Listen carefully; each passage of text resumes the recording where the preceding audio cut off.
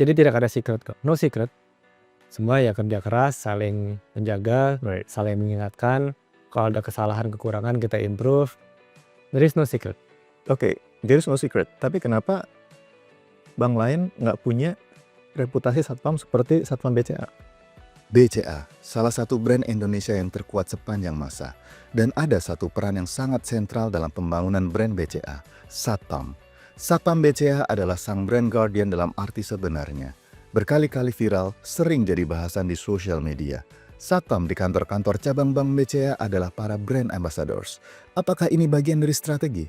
Dibahas tuntas bersama Deputi CEO BCA Arman Hartono. Saya Nugroho Nur Arifin dan ini adalah Pink Convo. Halo, ketemu lagi dengan saya Nugroho Nur Arifin di Pink Convo, di mana kita selalu membahas segala macam yang berurusan dengan brand building, marketing, dan communications. Kali ini yang akan kita bahas adalah brand guardian. Tapi ini bukan brand guardian biasanya yang kita omongin di ruang meeting gitu ya. Dan di sini role brand guardian di sini ini benar-benar the real brand guardian karena kita berbicara Satpam BCA. Nah, bagaimana peran sentral Satpam BCA ya dalam membangun brand BCA? Apakah itu sebenarnya sudah di-plan dari awal? Perjalanannya seperti apa? Itu yang akan kita bahas tuntas bersama Pak Arman Hartono hari ini, Deputi CEO dari BCA. Welcome to Pink Convo. Sama-sama, thank you. Ya, oke. Pertanyaan pertama nih, Satpam BCA banyak banget diomongin, ya kan? Orang bahas bagaimana Satpam BCA itu punya kualitas pelayanan yang agak beda gitu ya dari Satpam yang lain dan bagaimana itu bikin mereka punya pengalaman yang menyenangkan lah berinteraksi dengan brand BCA gitu ya secara experience. Ini bagian dari grand strategy. Jujur, di awalnya tidak ada plan spesifik untuk itu. Jadi kita rencana besarannya adalah untuk membuat pengalaman terbaik bagi nasabah. Pengalaman perbankan terbaik itu apa? Kita definisikan, yaitu harus aman, nyaman. Yang dua ini yang paling penting kayaknya. Nah, ketika kita jalankan dari tahun ke tahun semakin konsisten, semakin baik, semakin merata di seluruh cabang, ada efek ini. Kayaknya harus cerita panjang lebar saya. Aman. Kita punya waktu. Kita punya waktu ya. Punya waktu. Mulai dari mana ya? Saya mulai mungkin dari awalnya sampai nanti bisa seperti hari ini. Saya baru saja kemarin ada teman, Man, saya lagi nunggu di mobil, suami saya masuk mobil, baru ngambil uang di ATM katanya, itu tadi ya ada orang kayaknya lagi bingung-bingung mengenai kartunya, ada Satpam BCA di sana ngebantuin, kayaknya tuh orang dibantu kelihatan, terus kayaknya semuanya beres. Lu gimana melatihnya ya? Iya. Baru aja kemarin ada teman cerita. Right. Cerita besarnya sebenarnya saya akan maju terus ke tahun 1988 ya, sebelum ini semua terjadi, di mana pada saat itu kita ada krisis inflasi tinggi, double digit inflasi, dan inflasi double digit, suku bunga meningkat, time deposit meningkat, itu ada gebrakan Sumarlin. Ya. Bagi bank seperti BCA, yaitu bank swasta, ya semua bank lain pun ya kesulitan mencari likuiditas. Ya. Ketika suku bunga naik, semua orang megang uang. Ya bertanya-tanya ke nasabah, bagaimana ya supaya kalian mau buka akun di BCA? Ya layanan harus bagus, oke, catat. Harus cepat, nggak boleh salah, oke. Ya benar sih. Saat itu mengirim uang 3-5 hari, kiriman uang antar cabang atau dengan bank lain. Belum ada sistem yang instan seperti hari ini. Bayar 1.500 belum ada. Belum. Zaman dulu uang jajan saya sebelum tahun 88 masih Rp200.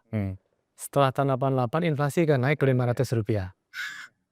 Ya itu ada bakmi itu dulu saya ingat, Rp200, terus jadi 250, Iya, naik terus ya, inflasi. inflasi kan. Iya. Saya nggak ngerti inflasi itu apa saat itu kan. Hmm. Ya jadi bagaimana ya membuat pelayanan cepat katanya. Iya. Kayaknya udah mau dicoba-coba bagaimanapun, orang BCA udah kerja keras saat itu ya susah mau dipercepat kecuali kita menggunakan teknologi. Bagaimana membuat semua online. Ya.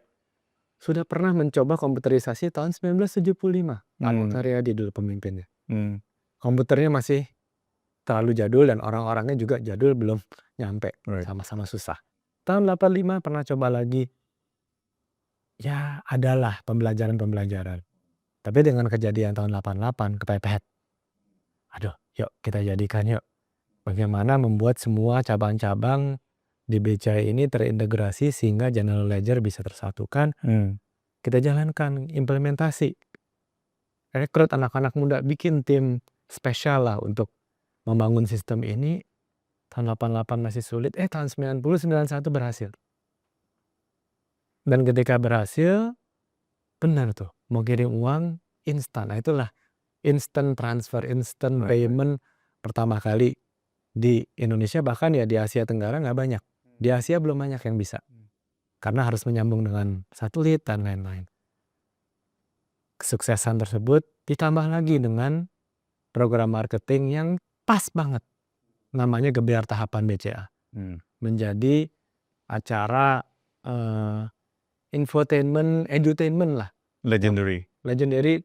Udah yang awal dan bisa jalan paling lama juga.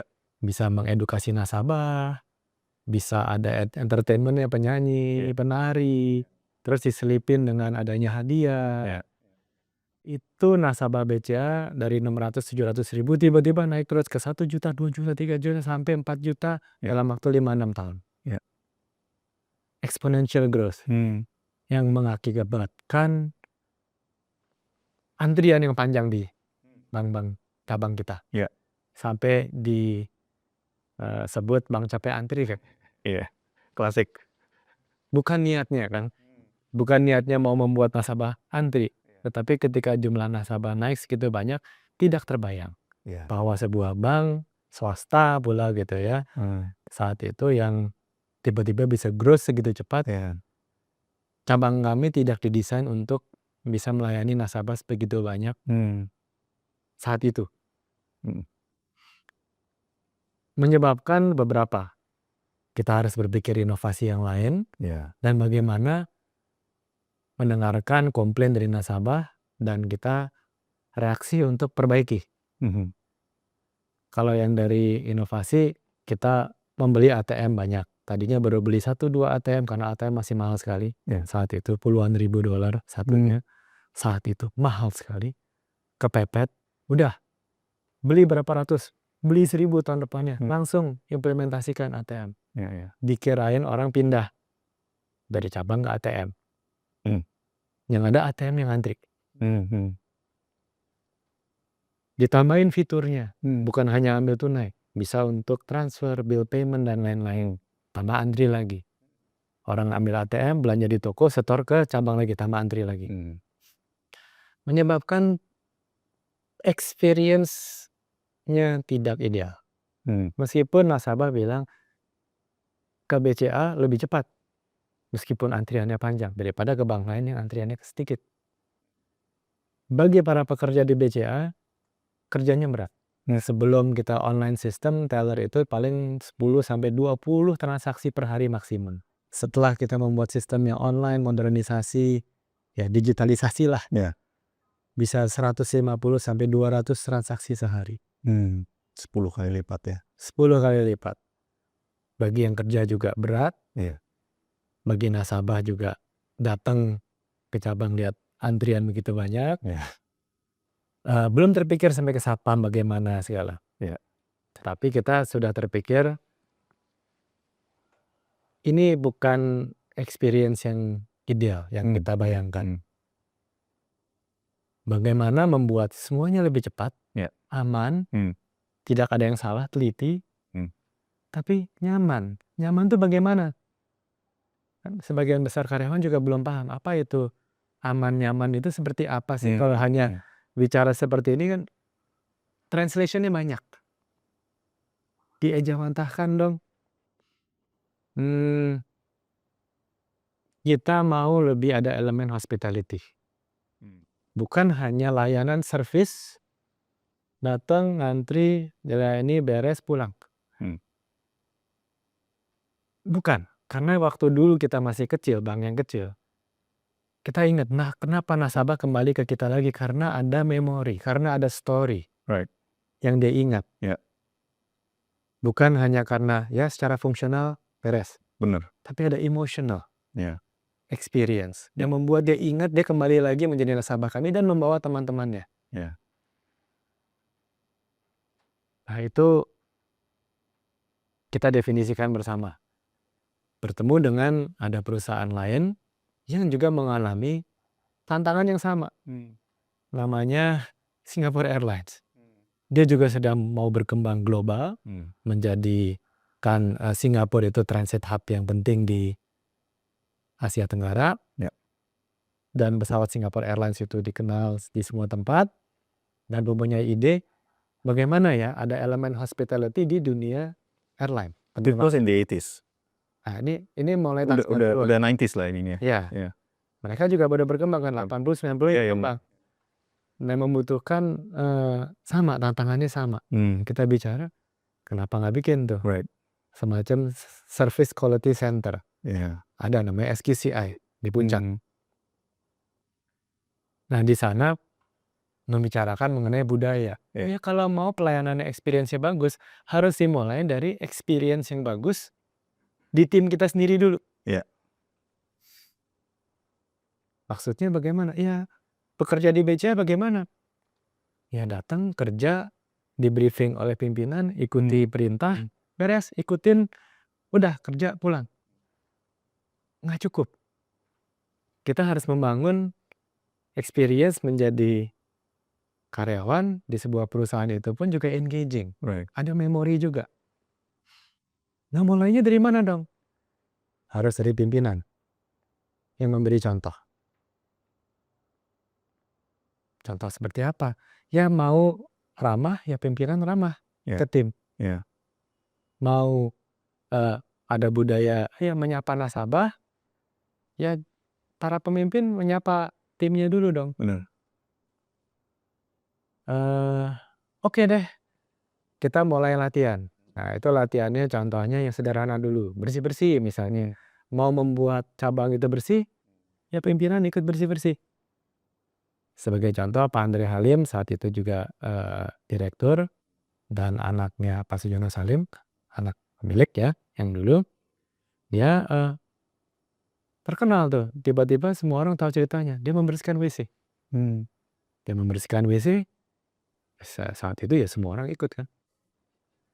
Bos aja bersihin WC gitu. Ya, nah itu Ingar Sesuntulodo. Ya. Ada beberapa contoh lain, kita dulu belum pakai name tag. Karena ya dianggap udah kenal lah. Pertama kali udah, sekarang kita bikin lebih professional look. Pakai name tag. Ya. Panggil namanya. Kalau ketemu orang, sapa namanya. Awal-awalnya aneh. So nggak kenal, Nugi nggak kenal saya ya pakai itu. Emangnya saya nggak kenal kamu juga, kamu sok pakai name tag, ganteng gitu. Sebentar, bos-bos sudah pakai. Pak Andre Halim pakai, direksi lain pakai. Oh ya semua pakai. Oh it works. Baik. Oke, kita bangunnya budaya service experience yang baik. Mulai dari apa? Program pertama namanya Senyum Sapa Salam. Pertama kali diterapkan ya di cabang-cabang gitu ya. Kita udah kerja dari pagi sampai malam, pulang jam 12 malam, disuruh senyum, suruh menyapa selamat pagi Pak Nur, apa kabar? Harus ingat nama nasabah. Kita lagi ngitung uang, harus posting ke komputer. Nanti selisih, salah masukin, salah input. Ini teman-teman dari kantor pusat mempersulit pekerjaan kita. Nah, dijalankan, pertama-tamanya sulit, tetapi mulai ada beberapa cabang dengan pemimpin muda yang bagus-bagus, menunjukkan bahwa itu bisa ketika para pemimpinnya ini memberi contoh dan timnya itu didampingi.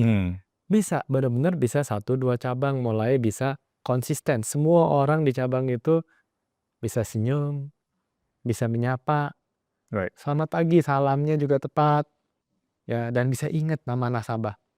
Sederhana kan, cuman 3 ini aja. Nah, di situ mulai ada benih-benih. Di mana dulu itu kesannya kayak ada majikan budak. Itu mulai hilang. Oke. Ada nih cleaning service, itu satpam. Ya, cleaning satpam, OB, office boy. Iya. Juga kan disapa juga. Iya. Diberikan salam yang sama. Jadi mulai terbiasa untuk terbentuk budaya yang sama di internal kantor. Nah, di situ mulai ada perubahan di tahun 90-an. Right. 95, 96. Bahkan setelah krisis 98 dilanjutkan terus. Iya. Yang akhirnya kita berubah namanya menjadi SMART. Sigap, menarik, antusias, ramah, teliti. Jadi kita kerjanya sigap, cepat, ramah, teliti, antusias. Kita tanam tahun 2000-an awal ini. Dan kita adakan pertandingannya. Namanya BCA Award. Dan cabang-cabang senang dong kalau bisa menang. Iya. Karena setelah menang ya selain dapat hadiah, tentu secara karir bisa mendapat perhatian. Iya. Bisa jalan-jalan, ya dapat hadiah jalan-jalan begitu.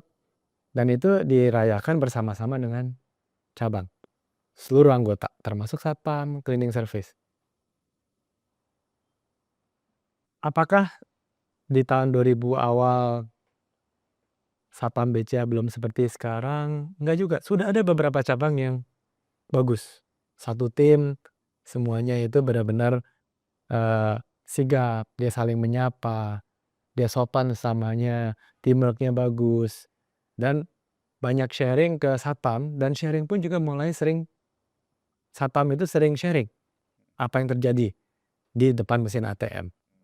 Customer service biasanya sibuk di meja sendiri. Teller biasanya sibuk di counter sendiri. Pemimpin sibuk mengecek apa yang terjadi di cabang. Terus apa yang terjadi di sisi ATM? Apa yang terjadi di banking hall? Yang ngeliatin siapa? Iya, satpam. Satpam. Benar. Ya, mulailah gitu ada beberapa satpam yang suka memberi masukan. Oh, mesin ini suka mati. Ya pemimpin mana tahu kan. Bagi pemimpin yang mendengarkan ya, wah ya bagus tuh. Right. Dan itu sudah mulai ada tahun 2000-an tetapi belum merata di semua cabang. Kenapa bisa semakin merata?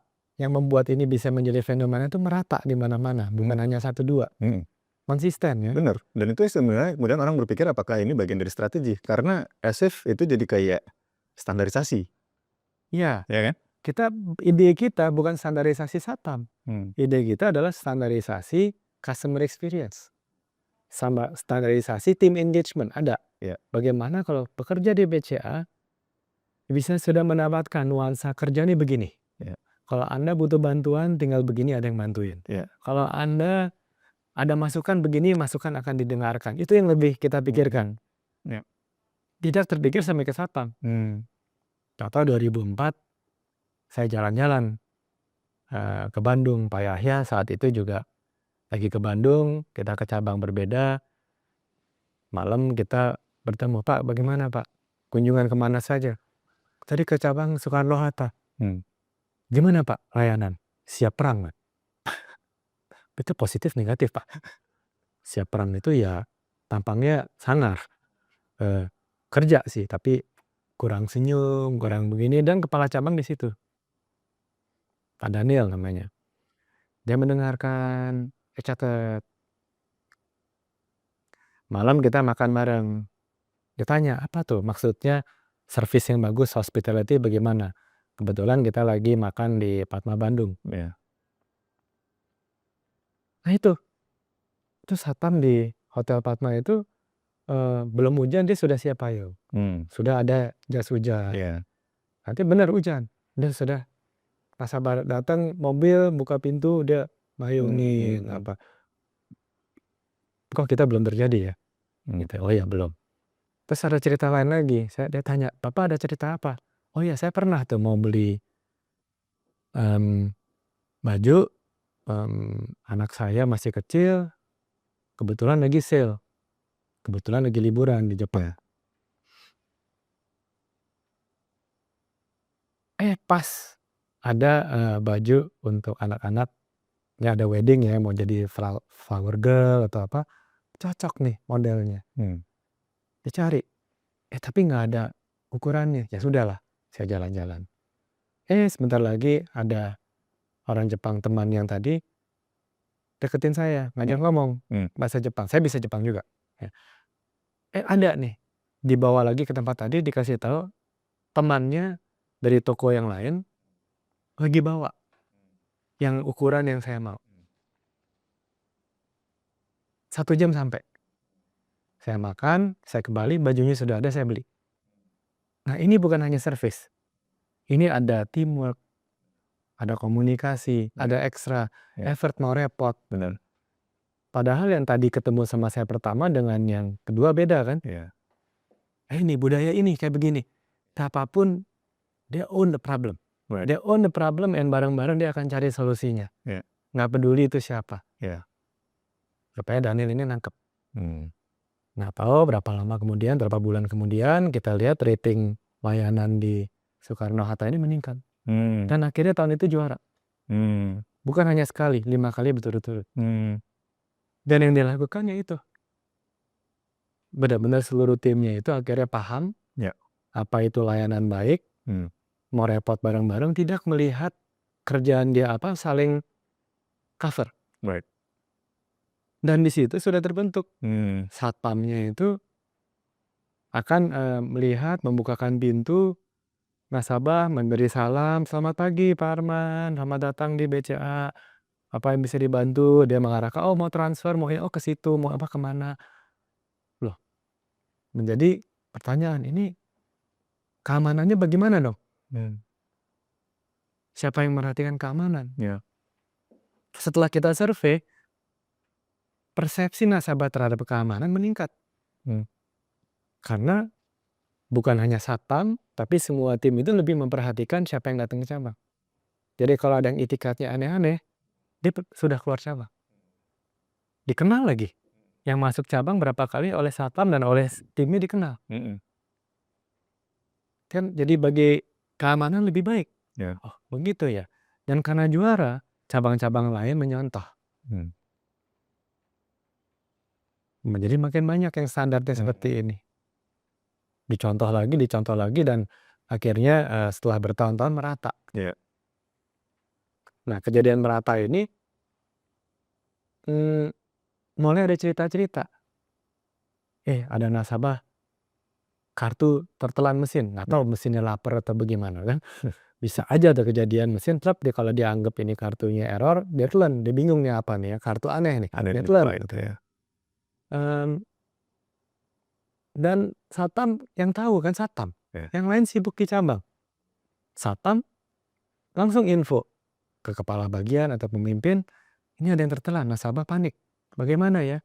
Dan karena sudah terbentuk budaya saling membantu, ya pemimpin cabang juga kontak lagi, siapa yang punya kuncinya, siapa ini dibantu, repot sih.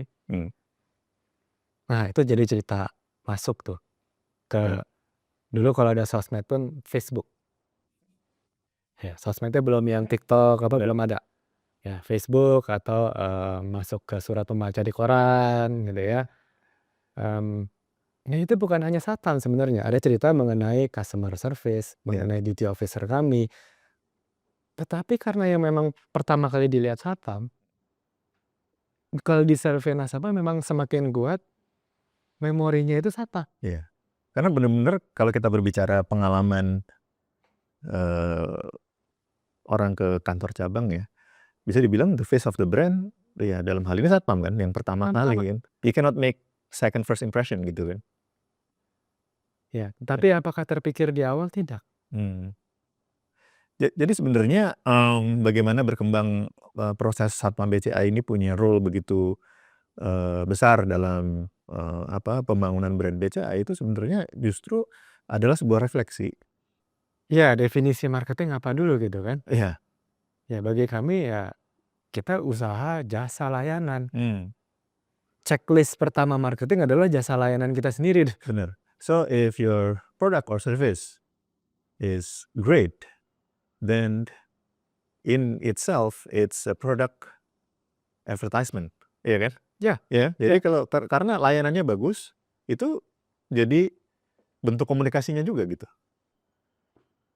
Dan di sini kita bisa melihat sebenarnya it's a genuine brand building, bahkan dari intinya bisa kita lihat itu sebenarnya proses transformasi bertahun-tahun dari visi leadership-nya, dan kemudian of course ada peran necessity ya. Bagaimana tadi kita juga berbicara di depan dari tahun 88 dan kemudian terjadi growth yang sedemikian besar, dan kemudian kebutuhan itulah yang kemudian hampir bisa dibilang intuitif ya. Kemudian jadi akhirnya somehow semuanya terjadi dan Satpam ada di bagian depan yang orang tuh interact pertama gitu kan, experience pertama gitu. Jadi pada saat orang berpikir bahwa oh, is this something that is actually planned? Ini sebenarnya adalah sebuah proses, hasil sebuah proses yang genuine, yang berlangsung bertahun-tahun. Iya, iya. Ya. Dan kita selalu merasa struggle kan begitu ya, dari pertama-tama antrian panjang yang kita pikirkan, aduh kasihan ya customer begini ya, experience-nya bagaimana ya. Right. Kita benar-benar sebagai industri jasa, pemain industri jasa ini mau memberikan yang terbaik. Ya. Sebenarnya awalnya dari situ. Tapi kita lihat aduh antrian panjang. Kita terpikir, lah kalau saya ke Disneyland kan juga ngantri panjang. Tapi kenapa nggak merasa negatif? Karena ada entertainment lain. Karena ada yang bisa dilihat. Jadi sebenarnya menunggu sedikit juga nggak apa-apa gitu ya. Tetapi pengalaman dari awalnya harus benar. Kayak ke Disneyland kan disapa dengan benar dulu. Ada yang pakai baju apa, pakai itu. Membuat kita sudah nuansanya happy dulu. Nah itu yang kita inginkan. Jadi bukan hanya kita we are a bank, pokoknya serve pembayaran, transfer, kredit, functional harus. Di bisnis apapun functional is basic, harus benar, hygiene itu harus kudu. Kalau kita di restoran harus makanan enak, bersih, ya. Saya itu benar, sehat, tentu harus ya. But not sustainable kalau kita tidak mau menciptakan the emotional memory. Right, and in this case the emotional memory is not something very artificial. Iya, Right. tapi kita jujur tidak pernah terpikir memori itu datang dari pengalaman dengan Satpam. Benar, tapi justru itu yang kemudian sebenarnya menjadi kekuatan ya kan. Because it's not something that is very artificial, it's not something that is very gimmicky, dibikin untuk sebagai gimmick marketing gitu kan. Itu sebenarnya adalah byproduct dari sebuah proses yang genuine yang akhirnya karena care banget nih terhadap the experience gitu kan, the BCA experience, sampai akhirnya kita bisa experiencing kualitas pelayanan bahkan dari Satpam di depan udah mulai kita bisa rasakan gitu kan, kita bisa nikmati gitu kan kualitas pelayanan itu gitu. Ya. Ya. Tapi untuk itu terjadi, suka ada yang tanya, Pak mulainya dari mana? Tadi ya, para pemimpinnya dulu. Ya. Yang memang memberi contoh seperti itu. Ya. Apakah pemimpin zaman dulu tahu persis jadinya begini? Ya enggak. Ya. Tapi punya bayangan kita harus menjadi lebih baik. Prinsipnya lah ya. Dan memberikan pengalaman terbaik, apapun juga caranya, intinya nanti dia pulang inget, aduh enak. Sebelum ke BCA rasanya begini, setelah berinteraksi dengan kita, pulang hidup dan harinya lebih baik. Ya, Pak Arman, ini kalau kita berbicara orang bikin komunikasi ya, bikin program marketing ya, itu biasanya banyak proses yang terjadi, yaitu kayak bagaimana ya kita ngebangun brand kita gitu kan, terus orang mikirnya seperti apa gitu ya. Kalau kita ngelihat ceritanya Pak Arman ini sebenarnya prinsipnya cukup sederhana dan mendasar ya, bahwa kita memahami manusia sebagai manusia begitu kan. Ya. Dan itu dimulai bahkan sebelum proses membangun brand secara sadar itu terjadi gitu kan. Bahwa emang dari prinsipnya sebuah perusahaan BCA ini memahami prinsip dasar itu dan itu diimplementasikan dengan pervasive gitu kan. Sehingga kemudian begitu orang mengalami datang ke interaksi lah ya dengan brandnya ya. Baik itu dari sudut pandang pelayanan segala macam. Jadi ini di luar komunikasi bahkan ya. Jadi mencakup semuanya gitu kan. So it's very holistic. Ya, holistik dan yang lebih penting untuk checklist kita yang pertama sebenarnya tadi ya, team engagement dahulu. Right. Itu termasuk apakah Anda kerja di sini, checklistnya itu merasa ini pekerjaan bermakna. Bener. Jadi sebenarnya your brand ambassadors itu adalah semua anggota tim. Semua. Bahkan sampai satpam gitu kan. Semua. So when we talk about DAs gitu kan. Sekarang kan orang ribut tuh. DA kita siapa nih artisnya? Selebnya gitu kayak. Selebgramnya bagaimana gitu. Tunjuk-tunjukkan dong. Hah? Ya begini dulu dong. Iya kan. Nah sebenarnya the most essential brand ambassadors itu adalah yang bekerja di perusahaan kita sendiri begitu kan. Semua. Exactly. No exception. Amazing. Dan ini hanya bisa terjadi kalau kolaborasi. Nggak bisa sendirian. Di satpam bisa seperti ini karena ada kolaborasi di antara timnya dengan para pemimpin. Ya dia disupport. Yang Madia Mangun Karso. Tuturi Handayani jalan juga. Tengah-tengah disupport. Mungkin ada contoh cerita ya. Yang belum lama viral. Satpam BCA sayang kucing. Ada tuh. Di salah satu cabang kita. Ada kucing suka jalan-jalan di cabang. Ternyata ada nasabah yang suka kasih makan sayang kucing. Nggak tahu bagaimana. Mungkin dianggap ini kucing apa ini di cabang. Kayaknya diusir. Nggak tahu siapa yang ngusir. Kucingnya udah nggak ada. Nasabah nyari. Ngomong ke satpam. Satpam ngomong ke pemimpin. Pemimpin bilang cariin. Ayo kita cari rame-rame. Ketemu. Sampai ketemu. Cariin nggak tahu kemana, ke gang mana, kemana kucing itu harus ketemu. Sampai ketemu. Moga-moga nggak ke bank lain tuh kucingnya. Nggak tahu kan. Dan bagi kita di internal kita, wah ini cerita bagus. Kita juga ini yang kayak begini. Nah, itu kita bicarakan. Dan ternyata masuk viral. Menjadi cerita satpam BCA. Sampai peduli kucing. Itu kan sebenarnya refleksi dari memahami manusia sebagai manusia. Bahwa kita paham bahwa kita bisa connect sama kucing, kita bisa connect sama other creatures, and that is something that is very heartwarming to a lot of people, right? Kan? Dan I think it's a very reflections of what you just explained, gitu. Iya.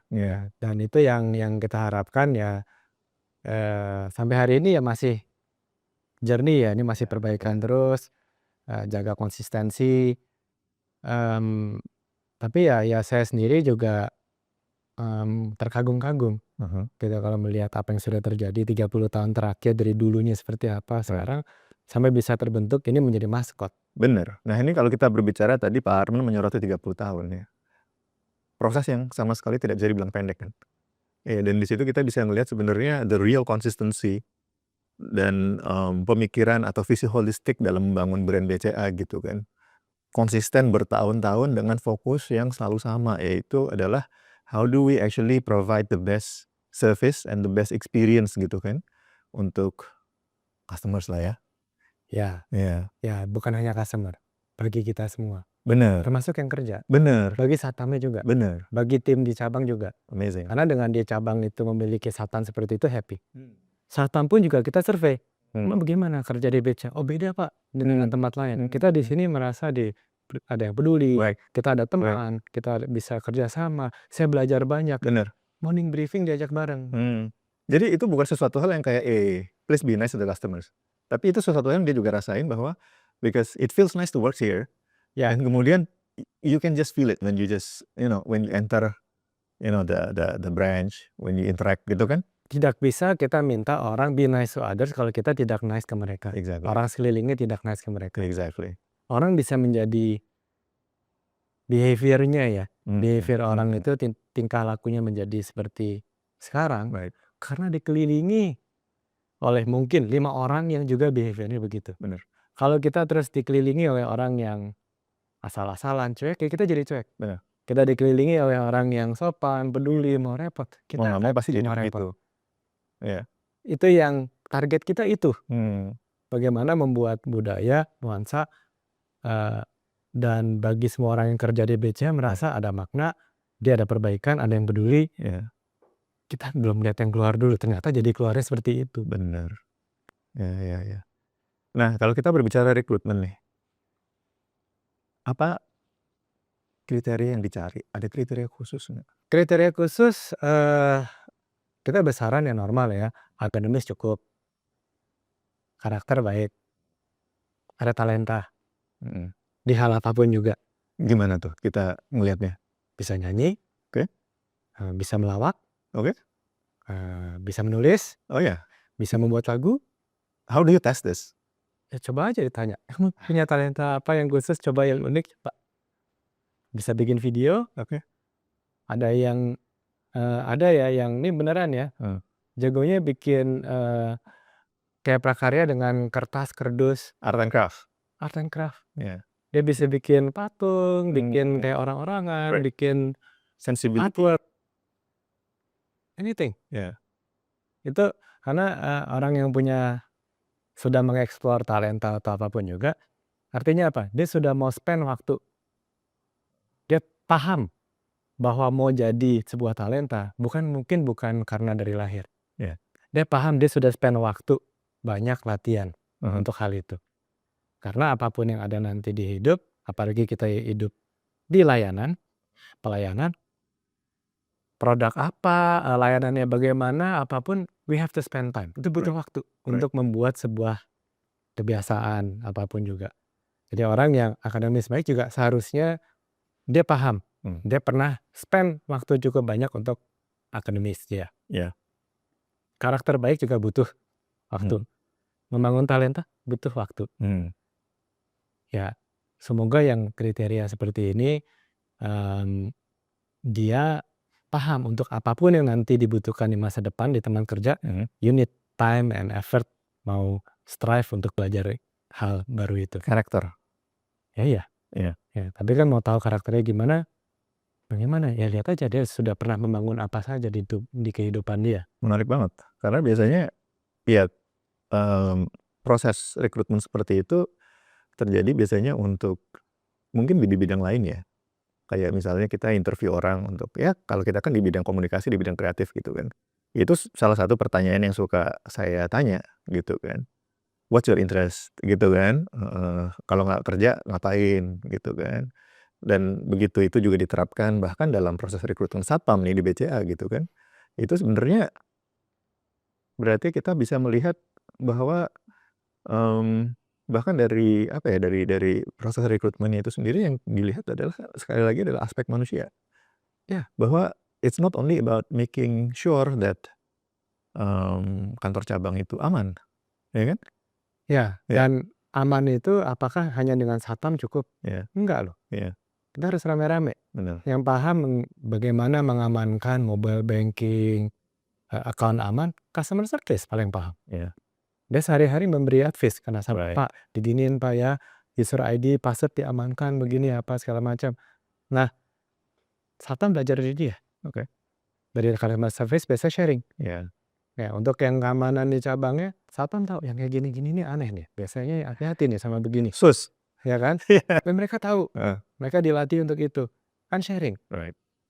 Jadi konsep keamanan kita pun bukan hanya ya konsep keamanan harus dia rame-rame. Keamanan It itu takes the entire office. sama. Right. Nyaman itu adalah bikinan bareng-bareng. Nyaman bagi nasabah dan bagi kita semua.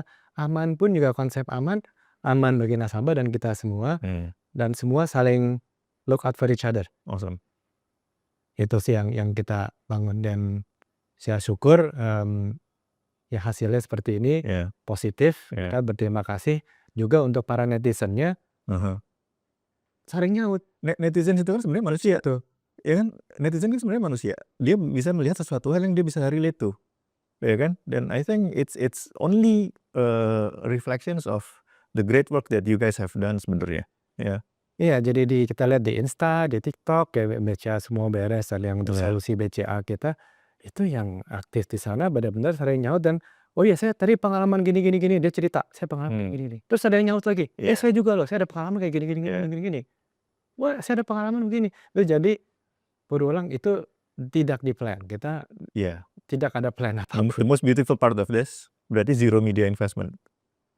Ya. Nah, ya kita investmentnya kita sudah ada menyiapkan aja di platform yang dimana kita berinteraksi dengan komunitas. Benar. That's it. Benar. Ya, tapi there's no influencers yang di-orchestrate, Nggak ada. ngomong ini di fase ini, terus disaut nanti di tier 2 ngomong apa di fase apa. Nggak ada. Ya, ya, ya. Jadi itu di luar bayangan kami, yang kami juga ya bersyukur. Di luar common practice deck agency lah ini. Kalau deck agency kayak gitu, soalnya Iya. ya kan, nanti siapa ngomong apa, nanti disautin sama siapa. Tapi ini, I think this is a case study di mana justru ini works really well karena satu hal sih, you guys never plan this. No. Exactly, makanya it works really well. Coba kalau ini bener-bener di-plan dan kemudian pasti ada berasa artificial, berasa gimmicky gitu kan. Karena ini nggak di-plan, jadi akhirnya orang bisa ngelihat, oh ini genuine, sincere. Dan kemudian itulah yang di-pick up oleh netizen. Jadi mungkin itu sesuatu hal yang kita bisa lihat sebagai best practice di era digital ya. Itu justru when you actually do it with pure authenticity. Kan kita suka bilang nih authentic kan. But what does authentic really means gitu kan. Tapi begitu kita ngobrol begini, authentic ya emang berarti emang asli, semuanya emang bersumber dari dalam dan holistic gitu kan. Dan it's not only about the satpam. Enggak. Iya. Ya, bahkan mengenai sosmednya sendiri, apakah itu dulu Facebook, Insta, TikTok, Twitter. Pertama kali kita bikin pun juga pertama-tama tim juga, aduh Pak, sekarang sosmed mulai berkembang di tahun 2000-an awal. Kita bikin akun sosmed kayak, tapi kalau bikin akun sosmed, nanti kalau sampai salah ngomong, dibully gimana ya? Awal-awalnya kan begitu, nanti udahlah. Ya dunia hari ini memang dari internet pasti ya lahir nih model-model komunikasi gaya begini. Mendingan kita dikasih tahu kalau salah atau benar langsung di depan, kita pakai ini untuk berbicara dengan komunitas. Awalnya cuman inti katanya begitu.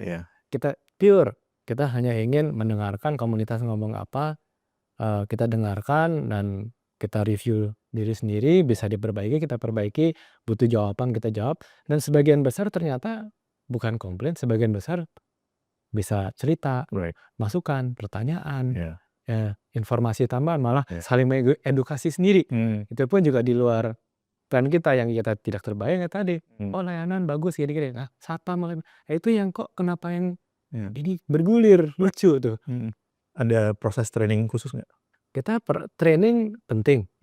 We spend a lot buat training semua, dari pemimpinnya dulu sampai ke seluruh organisasi, sampai ke frontliner, satpam segala tentu ada training. But training pandangan saya paling cuman 20% maksimal efek. Karena di training biasanya di kelas, di sebuah offsite, di mana dikelilingi oleh orang-orang lain yang diminta untuk mencoba sesuatu bersama-sama, saling ngikutin gampang. Begitu dibalikin ke lokasi masing-masing, apakah bisa terus? Sama kan joke, orang Indonesia kalau lagi liburan ke Singapura atau Jepang, negara maju yang bersih, nggak ada yang berani nyampah. Nanti pulang nyampah Kak. When in Rome. Nah, nah, jadi kalau training kita pemahamannya sama-sama paham. Ini bagus untuk memberikan wawasan, pelatihan, tahu urutan kerja, proses kerja bagaimana, bagus. Tapi 80-90% adalah penampingan lokal di setiap lokasinya. So the real training is what happens every day. Yes. Right. Yes. Yeah. Good. Amazing. Itu yang prinsip yang kita terapkan, bisa seperti hari ini. Jadi tidak ada secret kok. No secret. Semua ya kerja keras, saling menjaga, saling mengingatkan. Kalau ada kesalahan, kekurangan, kita improve. There is no secret. Oke, there is no secret. Tapi kenapa bank lain nggak punya reputasi satpam seperti Satpam BCA? Saya nggak tahu. Karena mereka juga kayaknya sekarang juga improve kok. Semua standarnya juga, kayaknya standar Satpam BCA ini dibicarakan menjadi standar. Benar. Tapi mungkin dua hal ya. BCA melakukan itu secara integratif gitu kan, dan cukup early mungkin ya. Mungkin early. Perhaps gitu kan. Mungkin sekarang udah jadi standar pengalaman masuk ke kantor cabang bank ya. Ada satpam yang greeting dan kemudian langsung nanya bisa dibantu apa segala macam, terus diarahkan gitu kan. Dan yang kedua mungkin setiap organisasi berbeda ya. Karena kita melihat ini kan sebenarnya it's a product of BCA sebagai organisasi gitu kan. Iya, dan mungkin efek Satamnya lebih ketara setelah kita perbanyak mesin. Di cabang, dulu satu cabang bisa berapa puluh orang. Hari ini paling 5 sampai 10 orang. Yang banyak ada beberapa belas sampai berapa puluh mesin. Mesin cetak buku, mesin ambil kartu, ganti kartu, mesin untuk setor uang, yang bukan di counter cabang, tapi di tengah-tengah di mana-mana, di pinggir cabang, di pintu masuk. Yang paling dekat siapa? Satpam. Yang paling tahu nasabah masuk langsung kemana siapa? Yang kenal nasabah siapa?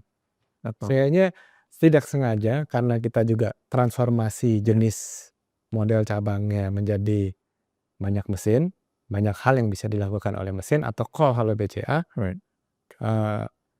memberikan ruang bagi pemain tengah. Ya. Nah sebenarnya kan sekarang intermediary itu intermediary role seperti ini di era digital itu kan orang sekarang udah makin banyak yang bisa interact langsung dengan layanan dari mana aja ya. Karena lewat mobile kan. Nah, how do you see the role of Satpam BCA di era yang semakin lama akan semakin digital? Dunia itu semuanya berpasangan.